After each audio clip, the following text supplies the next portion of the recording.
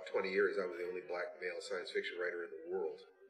And that was an unspeakably lonely experience. And I just wanted to say that I am so happy seeing all the new talent coming into the field. It feels so wonderful to see that. I have the blessing of being married to British Fantasy Award-winning novelist Tananarive Due. And so we have an opportunity to speak about this. She actually teaches Afrofuturism at UCLA. We actually have online versions of the classes that she has taught. Ka-ching! But the important thing is that once again, I see a room packed with people who are interested in this thing that I've been a part of for so long. And it gladdens my heart. I just wanted to say that straight up. Thank you very much for being here. And I am Nyla Magruder. I am a graphic novelist and children's book author. Most recently, I published the middle grade graphic novel MFK. It's a fantasy about a young girl returning her mother's ashes to her homeland, but she also has superpowers. Most people know me from my picture book, How to Find a Fox, which is about how to find a fox.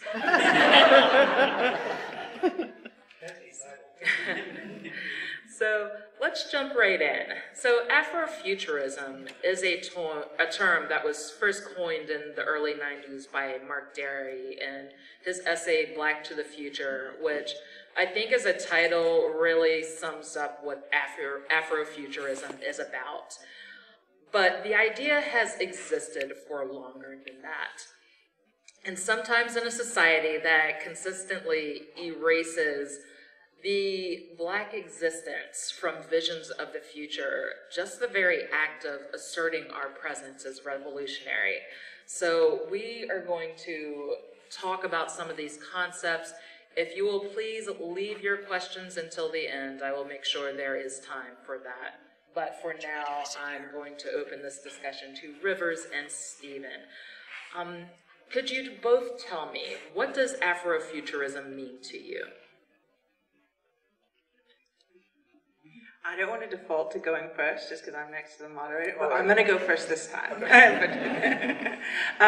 Yeah, so what Afrofuturism means to me, it's really funny. So just before this panel, I was talking to a group of my friends and my agent about I was feeling really apprehensive or anxious about this panel because I've been reading about Afrofuturism for a long time and I've been following it, and I thought, do I have anything interesting to say about it? What do I have any hot takes? And I guess for me, I guess the heart of answering that is getting to the question of what it means to me, and it means blending the old and new. I think that's what's essential for me. So the old traditions that have existed for centuries and millennia that are part of Africa and the African diaspora, and then the new being the future. And to me, those are the sort of two essential concepts. I consider them essential parts of my work, and almost any work that gets pegged at that, I think there's an element of, if it's not even pulling from a specific culture, there's something ineffable, whether it's an aesthetic that's existed for a long time, a sense of seeing the world or way of seeing the world that's existed for a long time, that's there, that survives into the future. So that's what it is for me. To me, Afrofuturism is a flavor of science fiction. And so basically, if you start with science fiction as a literature of ideas, that'd be one definition. You know, what if only, if this goes on thing that Robert Heinlein used to define it. There are many different definitions of it. But whatever definition one uses, it's not a bad starting point to say that Afrofuturism that is the flavor of science fiction that flows from and deals with the children of the African diaspora, whether you're talking about the root or the flowering. Clearly, you can point, it's not just going to be literature, it's going to be film, it's going to be music, there will be art, there will be many, many different ways of expressing it. But it is that. So to that degree, it could deal with questions about the past, it could deal with alternative presence, it could deal with our existence in the future, it could deal with thematic things, with myths, all sorts of different things it could do, because like any dynamic art form, it's going to escape its boundaries. You know, it's going to include a lot of different things. You know, as for my own work, I have not always spoken to my experience of having grown up in my ethnicity, because I felt that especially during that period of time when I was kind of isolated out there, I felt like I was pogo sticking to a minefield. That if I spoke directly to my experience, that I might not be able to support my family. And that was more important than my artistic expression by far, making sure that I'm taking care of my responsibilities there. But it did begin to hit me that by not addressing my personal experience, my ethnic experiences more directly, I was being a coward in some ways. So the urge to support my family and the urge to speak the truth and to speak with courage were at war with each other. And I remember speaking to a friend of mine, a computer engineer named Darnell Gadberry, a dear friend, a black man of brilliance. And I spoke to him of my concerns. And he said something, one of those things that is life-changing to me. He said, Steve, someone is eventually going to have to start writing those stories. If not you, who? If not now, when? And why would you want to write stories for the pleasure of people you wouldn't even want to have in your home? I said, all right then. And I began to work it out, realizing that I was indeed placing myself at risk. Because suddenly I was not Stephen Barnes, write science fiction, and by the way, he's black. Suddenly I became Stephen Barnes, black science fiction, which was different. And I lost fans. And I actually got blackballed by a major magazine in the science fiction field. After the publisher died, two of his former editors came forward and told me that I had been blackballed on the basis of race. But it's all right, because I didn't pay a price as large as my father paid, or his father paid. And if I pay that price, then my children have to pay an even smaller price. I'm investing in what the future of our country and our world will be. I believe that art is transformative. So when I think about Afrofuturism, I can look at it as a thing out there and define it and talk classes about it with my good lady wife. But when it comes to my own work, what I want is to represent the world that I see and the experiences I've had and the philosophies I've had about how we have created this world. And if I do that, then invariably it will be what other people consider to be Afrofuturism. But for me, it's just my writing. So, just your existence within the African diaspora, you're saying that just the very act of writing is Afrofuturistic. If you were writing honestly. Otherwise, from a meta position, the fact that you were afraid to write honestly is an Afrofuturistic concept, that you have been limited. But especially in terms of the ordinary definitions that we use, if I'm writing about my experience, then if I'm writing about the future, I see people like myself. What do I think? Unless I have fear that black people are actually inferior, then I'm going to see us in the future functioning fully. Unless I have a fear that white people are evil, then I will see in the future these groups working together as human beings and, screwing each other and working together, because we're moving beyond the point where what I perceive as what the need for racism related to the need for cheap labor. And you had to have a racist philosophy in order to justify the institution called slavery. The problem was that the justifications outlived the institution. So the people continued to think that way even when the institution died. It stayed in the culture. In some ways, didn't really break down until about 1970, when it started seriously breaking down. We're still dealing with that now. So if there are two basic questions in art and philosophy, who am I and what is true? Then every black person who is thoughtful has had to ask the question, who am I? Am I what white people have said I am? Because up until now, the conversation has been polite. You are equal under the eyes of the law.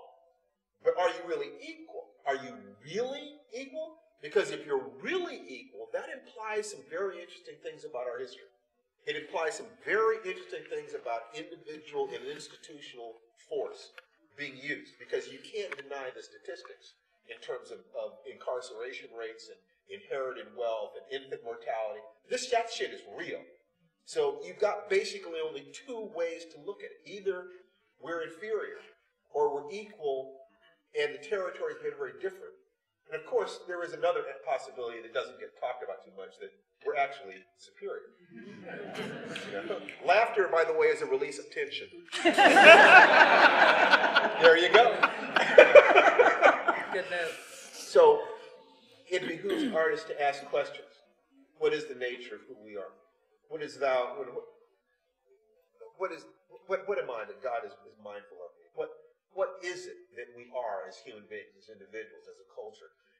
Because whatever you believe that is will color what our future will be. And I think it's critical as a society for us to ask these questions. And if you believe art is important, it's critical for artists to give their answers to these questions. Let's talk about fear.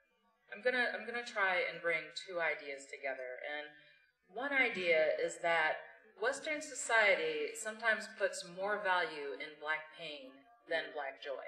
And we see that in a lot of the media that gets lifted up, such as our slavery narrative in Black America specifically. And there's also some criticism right now about visions of the future in science fiction and how gritty and dark and depressing it can be. So there's kind of a call for more optimistic, futuristic sci-fi. And at the same rate, going back to this idea that, or, you know, this perception that Black people don't exist in the future in our, you know, larger mainstream media, just having images of Blackness in the future, showing that we survive beyond this period of time, is kind of optimistic. So I'd like to hear from you. Do you find it challenging to envision a bright future for African characters while still honoring this complex past that we have? Yes. I absolutely do. And I kind of want to pick up on something that you were saying about sort of just our existence now and writing our existence as a kind of Afrofuturist project. And I was thinking that I feel like for many Black people and other marginalized people too, that we're kind of living in a post-apocalypse in a lot of ways, and a lot of, or an ongoing apocalypse, depending on how you want to look at it. And we're trying to sort of survive this hellscape. But the trauma of the Middle Passage is deep and enduring and destroyed, I think, continent, the legacy of colonialism, and has erased history for many people in the diaspora, and that history wiped away, those cultural traditions wiped away, and it's very much, I imagine a sort of like, when you think of a post-apocalypse or a nuclear winter, when everything's wiped out, and that kind of exists in our memory for many Black people in the diaspora. And I know as a writer that that's like still one of my main questions. I'm still not over it. And yeah, it's rough. I've had a lot of like. It's real. It is.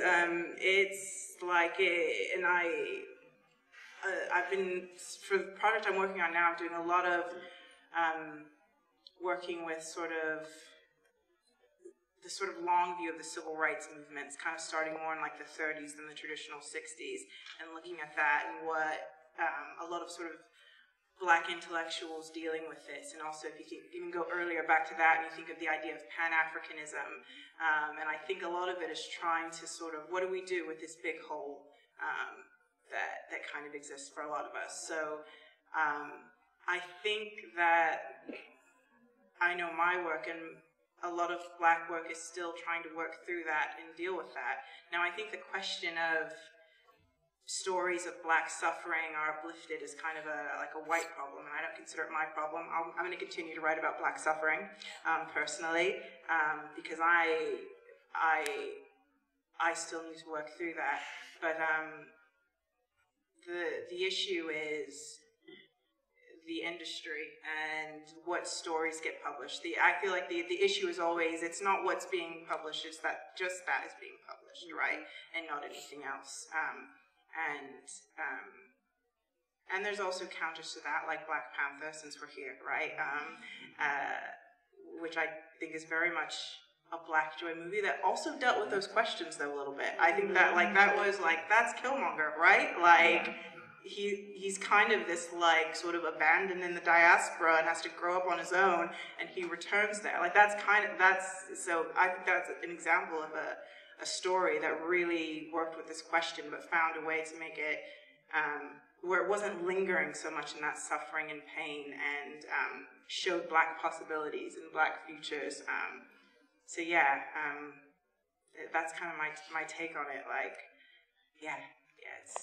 It's very much the post-apocalypse right now, and I do think that Black people will survive. We have already. We're still here. Not to be like Morpheus, but we're still here after all this time. So after they've tried some shit, and they're still on it, and yet. So yeah. Look, I'm older than dinosaur shit. So I was born in the 50s, at the end of Jim Crow and segregation, and my mother was, raised in the time of lynchings, such that when I was about 10 years old, she actually said to me, "Steve, if you show white people how smart you are, they will kill you." If you can have any idea what that would have done to my academic excellence, you're probably accurate. My karate instructor, who's still alive and is almost 80 years old now, was raised in Mississippi by his grandparents who had been slaves. So the past is not some distant thing way back then. But from my perspective, when I look at what my father went through, what I went through early in my life, and what's happening now, if I start with the assumption that we're equal, in terms of Black people aren't stupid, white people are evil, if I just start with that assumption of equality, then I have no doubts at all about our future. I have never really had a doubt about our future, because the long view of human nature, of human history, says that tribes come together, they kill each other, they survive, they interbreed, because, we love to screw the other. You have to pass laws of miscegenation to keep us from jumping each other's bones. I mean, you do. If you don't do it, we're doing this to something that doesn't look like us all the time. That's how we roll as a species. And, and all of this stuff, all the horror, all the terrible things make total sense in terms of human history. But human history also says that we move through it. And when I look at how strong and beautiful and passionate people like Bree Newsom, climbing that pole and bringing down that flag, you got to understand that up until this period in race relations was Black people going to primarily white men with our hats in our hands like little orphan Oliver saying, "Please, sir, I'd like my rights." And what you have now is young Black men and young Black women going and saying, "You know something? I want my children to have all the rights that your children have. And if you think you've got a good reason why that shouldn't be true, we can step outside and discuss this." And when I look at that, they're no more courageous than we were, our parents were, but they're in a different context where it is possible for them to express what until this period of time could not be expressed. It's a different world with different possibilities. And I think that all you need is the faith that people are basically just people. And it's possible to see, something, we'll get through this. But that doesn't mean not to fight. It doesn't mean not to be angry. It doesn't mean you can forgive without forgetting. And you don't forgive for the benefit of other people. You do it so you're not carrying that pain in your heart. But it's hard to do. And until you feel safe doing that, you should not do that. You should keep your guard up until you feel that you are not standing in a fight anymore. What I've tried to do in my life was to be able to face these challenges without the fear having an inappropriate place in my consciousness. It's not that the fear goes away. It's that the fear is there to motivate you to action. And if you're taking action, it is efficient action, then the fear is doing what it's supposed to do. Fight or flight response. Depression is, from that point of view, then is fear, where there's nowhere to run and no one to fight. And right now, what I think is we see where we can fight. We have allies. We can look at this room and see it's filled with people, most of them not of our ethnicity, who want to know who it is that we are. That if we're not the lies that have been told about us, who are we? So if you are telling our stories in such a way that the Hugo Committee is this far from giving you a Hugo, that means you have learned how to communicate your pain in a way that touches people. I am so proud of you.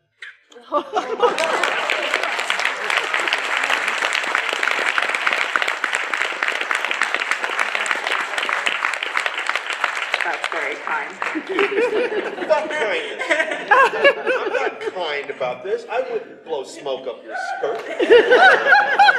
This is serious. I'm fighting for the lives of my children and my grandchildren. You, my dear, are the hope and the dream of the slave.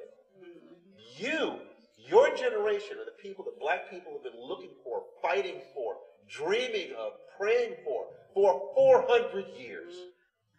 I have a question. Yeah. Do you ever think that, like, the social structures, though, so you talk about, like, we're all just people, and I absolutely agree with that. There's no, like, you know, essence that separates you. There you go. But doesn't it ever seem like the social structures are too entrenched that it's so far from me. It's so hard for me to see beyond them. And I guess, yes. I mean, that is something that I like about Afrofuturism, because I do think that part of the project is imagining that, you know, possibility. But and my attitude is multi-generational problems require multi-generational solutions. Amen. No wound heals in less time than it took to inflict. It's taking time. It's taking generations. We're only a generation and a half, maybe 2 generations from the first point in the country's history when more than half the country agreed we were fully human beings. Before about 1970, the Voting Rights Act, finally, 51% of the country agreed we were human. That only leaves 49% of the assholes to deal with. Dying out one generation at a time. Structures that human beings create can be changed by human beings. Human beings are not trying to keep us down. What they're trying to do is to be happy, and they see keeping us down as a means to that end. The end was not oppression. That was the means. And as soon as the game changes, remembering, Dalai Lama said the purpose of life is to seek joy. It's always about moving away from pain towards pleasure. Octavia Butler and I used to have conversations about this. She grounded everything she thought about humanity in her study of biology. As soon as the game changes, so that you don't have to put your foot on somebody else's neck in order to get what you want, and every time when I was in Hollywood, if I'm sitting across the desk from a white executive, and the subject of race comes up and stays in that room, I knew I'd lost the job.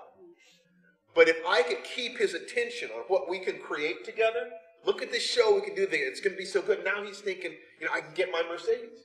I can get my pool. I can send my kids to Harvard. He's not thinking about me being black anymore. He's thinking about what we can do together. You keep their attention on that and off of the tribal this stuff, and you can win. Play to win. Not to place, not to show. Play to win. And winning is living your life on your terms, with your friends, in your time, in your way, and being happy. And all you have to do is remember that the people who... Violence usually comes from anger. Anger generally comes from fear. When you see somebody who is angry, some angry, screaming racist, ask yourself what are they afraid of. If you can address that fear, the anger goes away and so does the violence. Often you cannot. And you have to deal with that, which is why I spent 40 years learning how to kill people.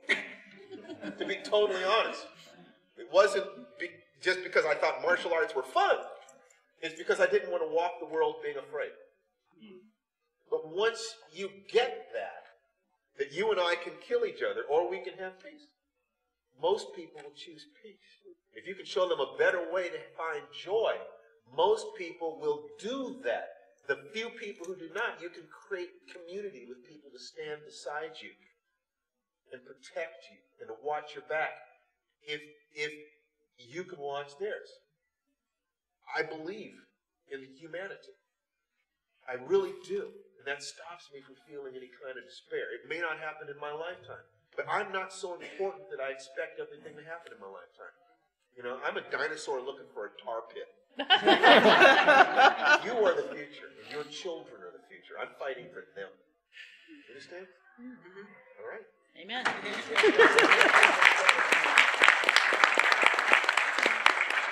Is that real enough for you guys? Oh, yeah. Yes. Let's talk about winning. Black Panther. Woo! Yeah. Major victory. Janelle Monae.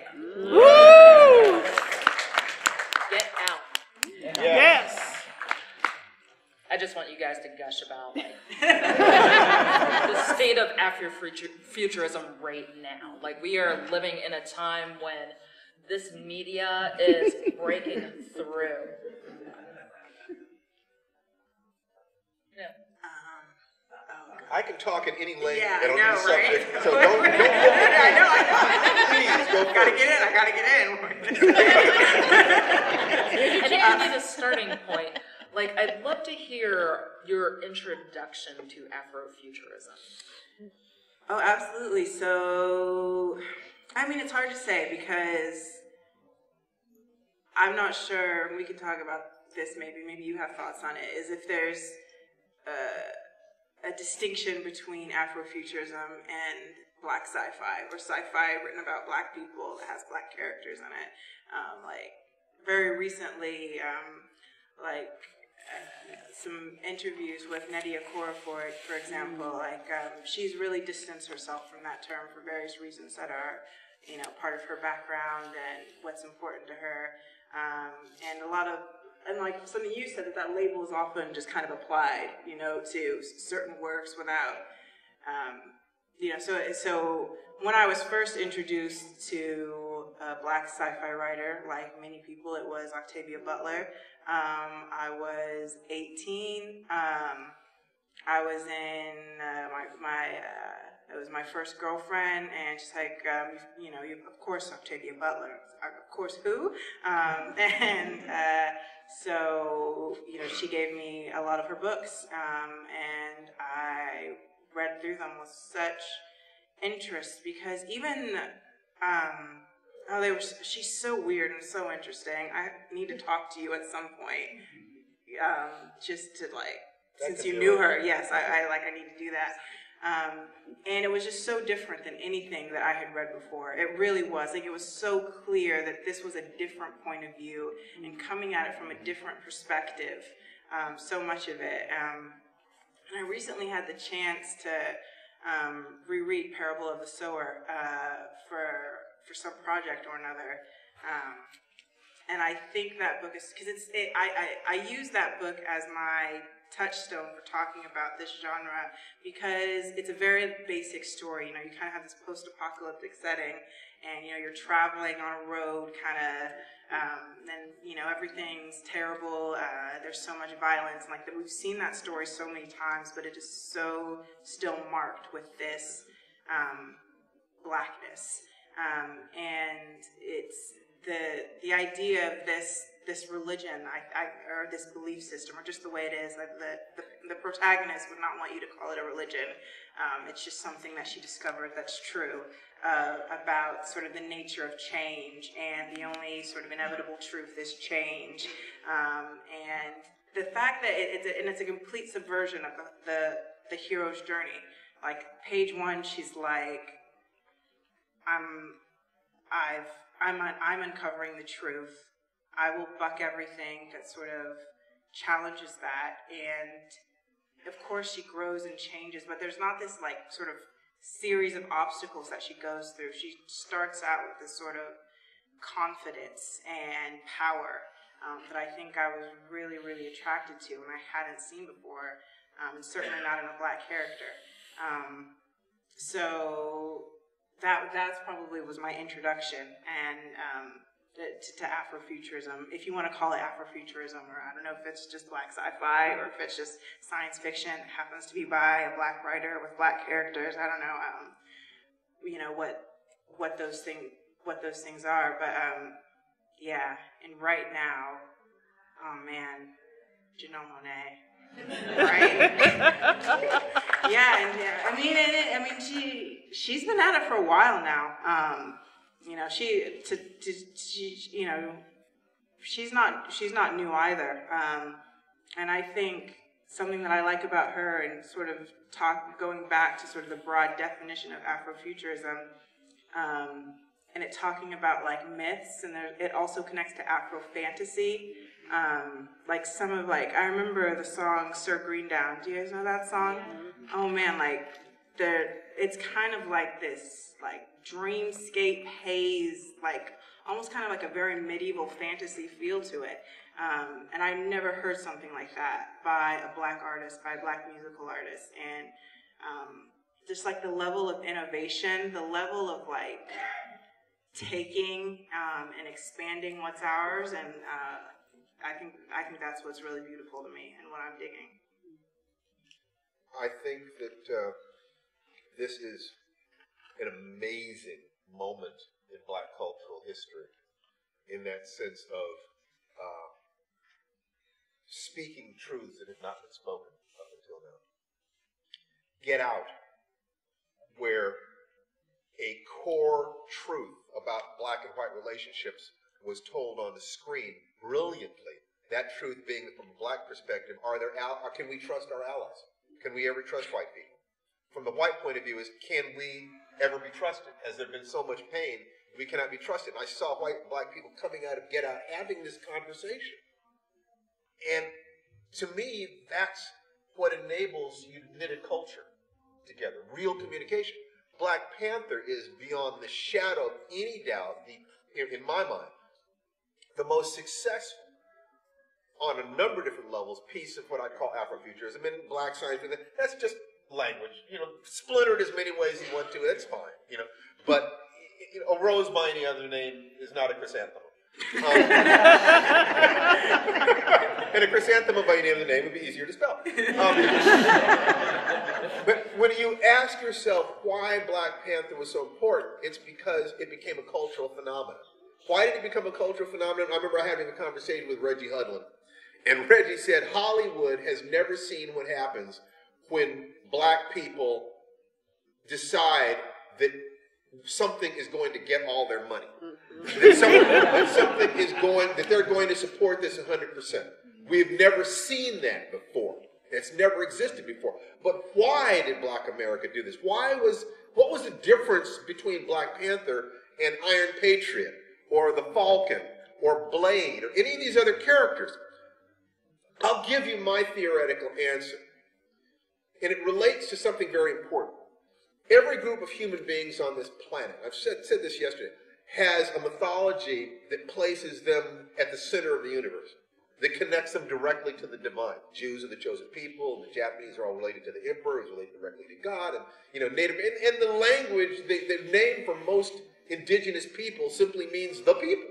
Everybody else is those others out there, but we're just the people, okay? Everybody has that except Black Americans. Our language, traditions, mythologies, our stories about ourselves, as well as our names, were all stripped away. Any Black American who doesn't have a name like T'Challa was owned by somebody white. All of that taken away, and they were given a mythology of a savior who looked like their oppressors more than them. And when I was a kid, I noticed that I was raised in the Episcopal Church, I noticed that all the churches that I went to, with very few exceptions, there's a white Jesus up there. So you're kneeling in church, rolling your eyes up praying, throwing yourself into alpha state, which is hyper-imprintation, thinking about a white savior. That is brilliant brainwashing. That's phenomenal brainwashing. And I consider myself a Christian. I have no problem with that, because my faith goes beyond the symbols of the thing. But Black people did not have that simple sense of being connected to themselves, of primacy in the universe. The people who made the laws for them were more primary than them. To my knowledge, no other group of people on the planet had that, not in that way. So Black Panther has his own spirituality, his own name, his own agency. If an asteroid had wiped Europe from the face of the earth, T'Challa would still be T'Challa. That is not true of Rhodey. That's not true of Sam Wilson. They got their technology from the government, and they're following the orders of white people. And who survived Infinity War? The black man, I mean, I hate to put it this way, but I'm just going to put it this way. Of Nick Fury, T'Challa, the Falcon, and Iron Patriot, which one comes closest to the description of a house Negro? Someone who is owned totally by a white man who tells him what to do. Unfortunately, that would be Iron Patriot.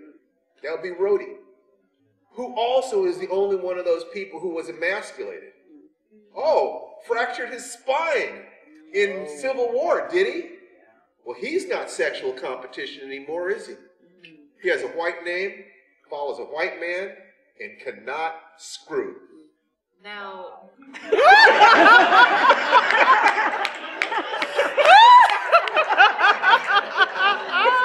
I mean, I take objection to that. Go for it. That's very ableist. It's not ableist to say that if you cannot reproduce, your tribe dies. Okay. That's just reproductive Like, fact. but I feel like that's a broad assumption being made. It's an assumption that if you can't reproduce, your tribe dies. Yes, I'm willing to support that. No, the assumption being that he can't reproduce. If you're paralyzed below the waist, it reduces anybody's willingness to consider you to be reproductive competition. I think you can talk about the sort of social context and the patterns that exist where black people are often desexualized. Happens all the time. Like when you think about the Mammy figure Yes. as an example, that this happens and that this is a pattern that happens. It's a long pattern. So I think you can talk about that, but without, not necessarily in that way. I don't know. Sorry, I'm having trouble trying to articulate it. I do think it's very interesting, the point you bring up, that he is the closest thing to the house Negro. He's the closest thing to being harmless. He's the closest thing to being under control. He's the closest thing to not being competition. The others are dangerous. They're in control. They all die.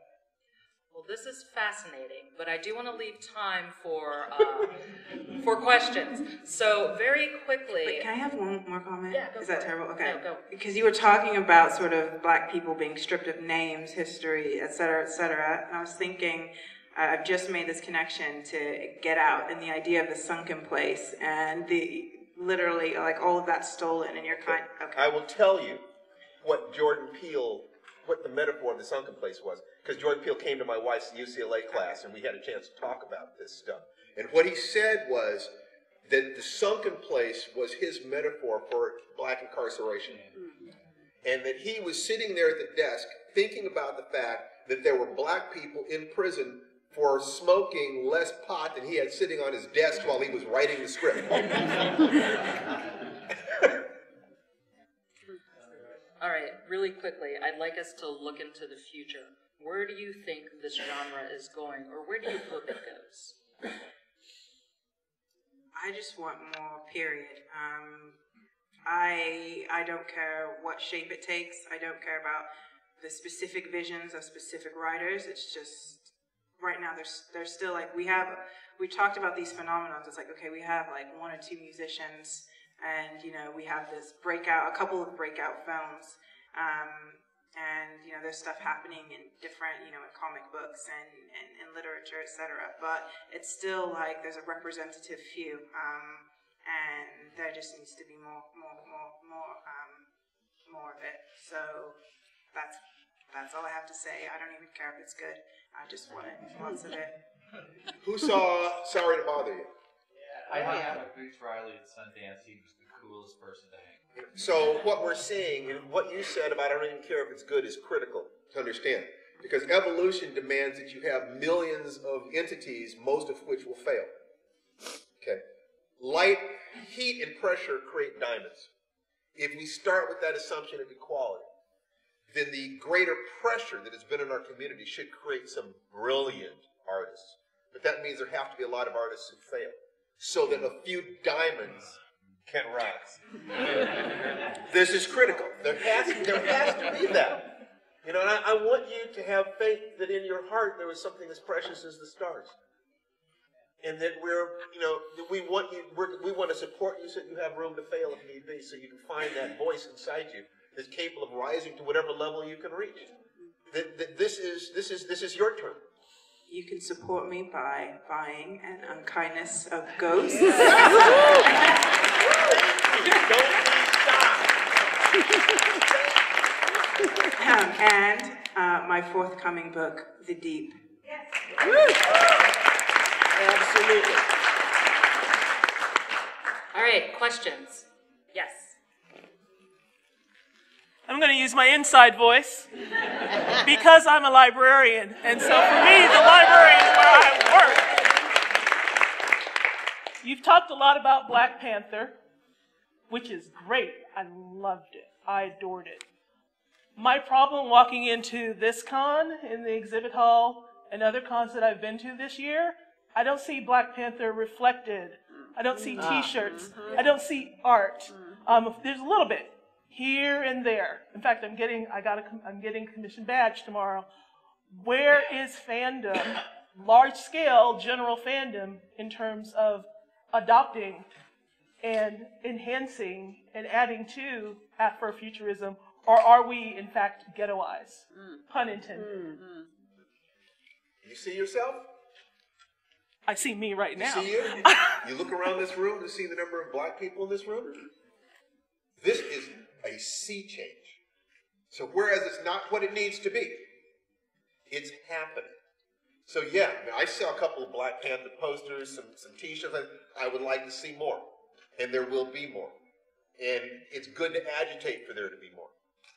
It's achingly slow. Achingly slow. I've waited 30 years for this moment.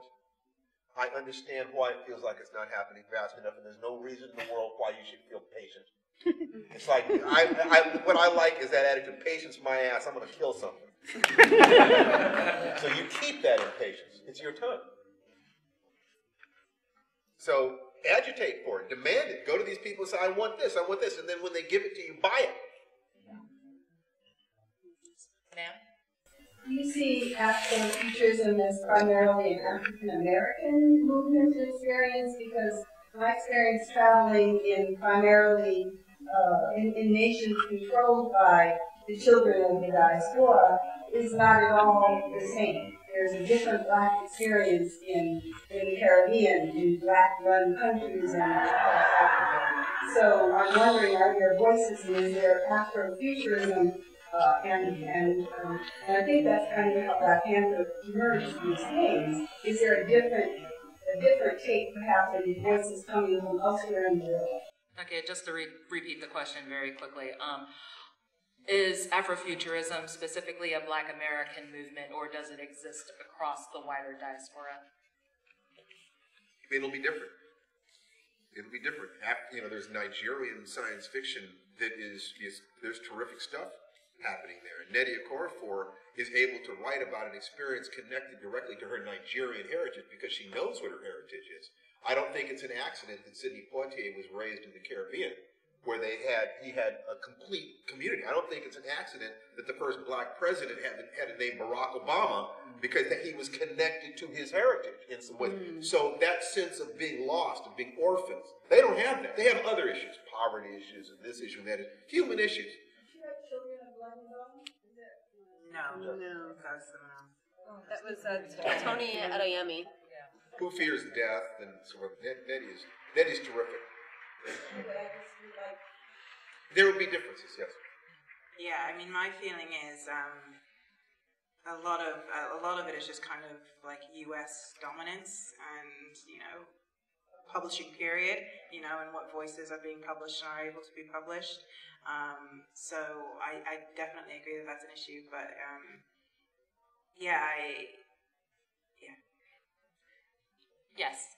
I think one of the reasons that Afrofuturism is, I'm half Filipino and I'm not black, but I love Afrofuturism because it's fun and it's positive and it's science fiction. I loved it in the 70s with Earth, Wind, and Fire and Parliment Funkadelic. I loved it with Octavia Butler, who went to Clarion West like I did. Even though Parable of the Sower and Parable of the Talents have a lot of negativity, it has a positive outcome. The black people and the white people make it to the stars because of this new religion. And so what I'm asking you is that I realize the black experience has had a negativity that I will never quite understand, but I think what's attractive to both white people and black people and who bought tickets like me to Black Panther 2 and love it, and I would love to see more Black Panther around here, is because it has a that we just see that the future may be positive. Even white people like me, we're very disappointed that our science fiction dreams that we grew up with in 2001 and income equality and that we won't have to work or do drudgery. There's a lot of white income inequality. There's a lot of frustrated poor white people, opioid crisis, all these things like that. We're just seeking a positive uplifting of humanity, and if Afrofuturism presents a good symbol of that, I mean, we all benefit from that, just like we all benefit from Mexican food and Italian food. and I love one of my favorite movies at Sundance was Boots Riley, Sorry to Bother You, because it was extremely deep, but also extremely funny science fiction. And he was also the coolest, one of the most accessible people to hang out with and would talk to you more than he wasn't a famous director yet, but is now. We're about out of time. Did you have a question? Yeah, the question is, do you think that the reason that Afrofuturism is catching on is just simply because it's such a positive message?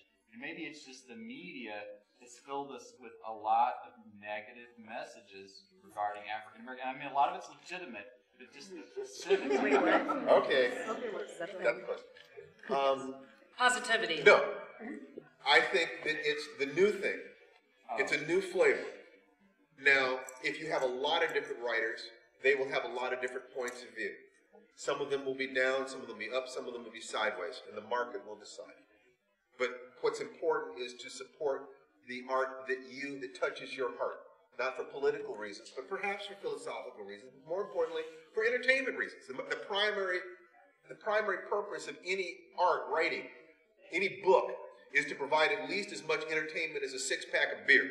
Because they cost about the same. One lasts a heck of a lot longer, though. River Solomon, Stephen Barnes, thank you so much.